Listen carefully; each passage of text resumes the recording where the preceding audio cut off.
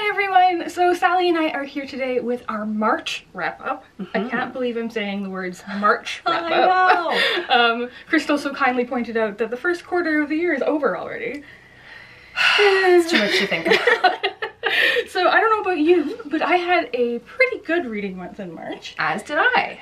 Good. I read some, what are some new favorites. Oh, so cool. I'm excited to share those with you guys. Yes, without further ado, we're going to share a few of our picks from the month of March. So the first book I want to talk about is actually a graphic novel bind-up, and that is Monstress by Marjorie and Sana Takeda. The illustrations were done by Sana Takeda, and they are just stunning. I think what drew me into this graphic novel initially was the amazing art style. That said, once I got into the story, I absolutely fell in love with it. This is a kind of alternate history, steampunk, very fantastical, very gruesome story about a girl named Micah Halfwolf, and she is a survivor of a terrible war. She also has like the ability to communicate and often becomes this like terrifying monster. There's a lot going on in this story, but it's absolutely fantastic. My favorite character is a little half-fox girl named Kippa, and there's also a multi-tailed cat named Master Wren, and the adventure they go on is just, I just completely fell in love with it. I feel like I'm a little bit lost for words here, but this is a very adult series, but if you don't mind a bit of gore, I totally recommend this one. I cannot wait to pick up the next volumes. The first book on my list is All the Greys on Green Street by Laura Tucker. This is a middle grade book that comes out in June of this year. I really love this book. It is about a girl named Olympia and her two best friends living in New York City. I realized at the end of the book it's actually set in the 80s, but it just kind of feels like it's not like super 80s. I actually didn't realize it wasn't modern day until the very end. Anyways, that's sort of irrelevant. It's just a really great story. But our main character is Olympia. Both of her parents are artists. They live in like an artist workspace right in the heart of like gritty New York City.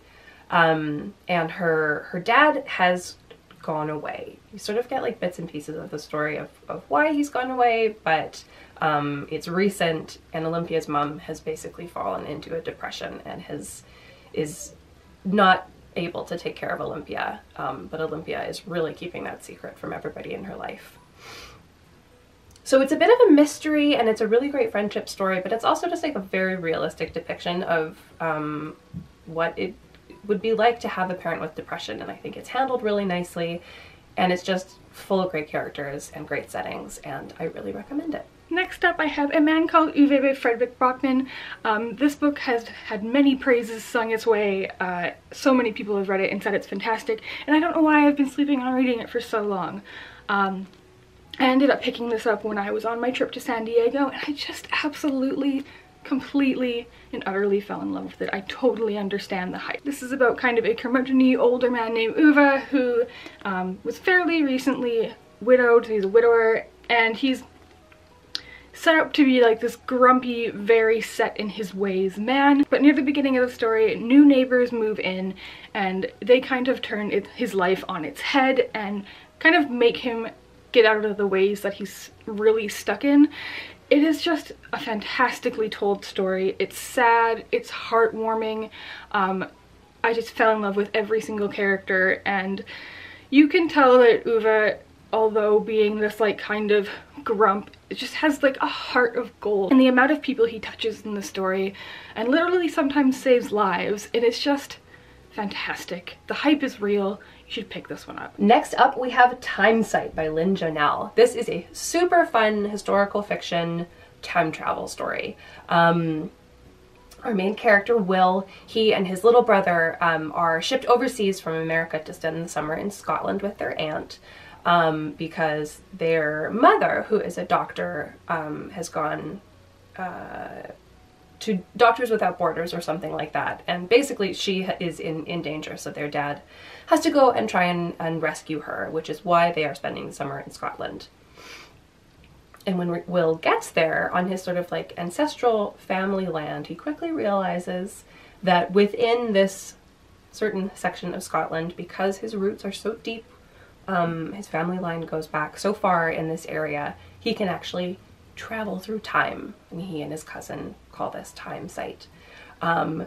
It was so neat. They cover a lot of different time periods. They're like, you know, Romans, and then only a couple of 100 years ago, and it was just so cool, and quite historically accurate, I believe, in a lot of ways. And I love anything set in Scotland, sort of regardless.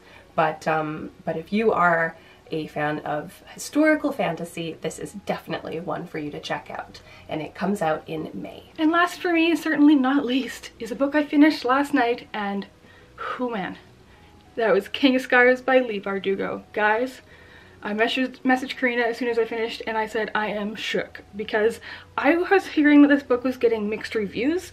I loved it. Definitely a 5-star read from me. The ending, I can't say anything, but it wasn't what I expected to happen. And oh man, I'm so excited about it. I can't say too much about it, because obviously this is kind of a continuation of the books we've already seen in the Grishaverse. I think you probably could read this book if you aren't familiar with the Grisha trilogy or Six of Crows, but I do think you would get a lot more out of it if you had read those series. I kind of wish I had gone back and reread the initial Grisha trilogy, because I've never reread those books, and I read them several years ago now, because a lot of the characters in that book do turn up in this book, and it was just fantastic. One of our point of view characters is Nina from Six of Crows, and oh, my poor Nina, I just love her.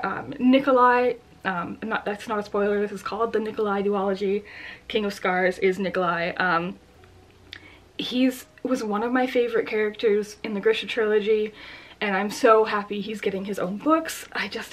I'm already sad this is only a duology, because guys, I just fell in love with it. Once again, Leigh Bardugo has not steered me wrong. And the last one I'm going to be talking about today is Sheets by Brenna Thummler. This is a graphic novel that came out sometime in the last year. I remember seeing a great big poster for it at BookCon. It has a beautiful cover with a ghost in a washing machine.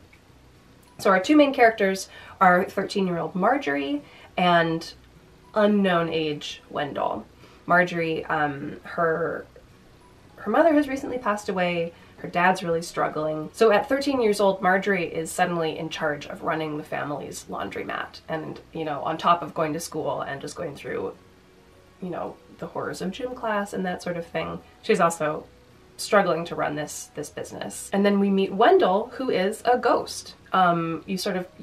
His story unravels a bit and is revealed throughout the story, but their stories intertwine. And they end up working together to sort of get Marjorie out of some of the trouble that she's in at home. I'm not totally sure what the actual age classification on this one is, but I would say probably like upper middle grade is totally suitable. Like I said, I really liked the illustrations, and it's quite a sweet story in the end, and a good story, but a quick read, I would say. So those were just a few of the books that we read this March. We would always love to hear what you read as well. We are always interested in finding new things to add to our TBR for future months. If you like this video, give it a big thumbs up and subscribe for more bookish videos every single week. Happy reading, and thanks for being awesome.